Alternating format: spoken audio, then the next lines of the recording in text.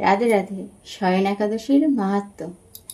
শাস্ত্রে বলা হয়েছে একাদশী তিথি শয়ন শ্রীহরির প্রিয়। এই ব্রত পালন করে মানুষ বহুবিধ পাপ থেকে মুক্তি লাভ করে এবং জন্ম মৃত্যুর বন্ধন থেকে মুক্তি হয়ে বৈকুণ্ঠ পথ প্রশস্ত হয়।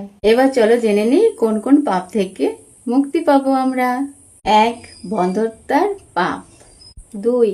গোহত্যা পাপ। 3. সুরাপান মাধব কাশভক্তি পাপ। 4. চুরি প্রতারণা বিশ্বাসঘাতকারী পাপ। 5. মিথ্যা কথা ও নিন্দা করা পাপ। 6.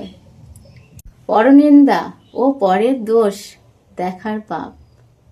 7. কাম ক্রোধ লোভ মোহ ও অহংকারের পাপ। 8.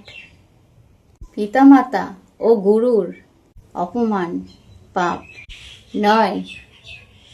অনাচার অসৎকর্ম ও অন্যায়ের পাপ। 10. অজ্ঞানতা ও ঈশ্বর বিষ্ণুর মূর্তির পাপ।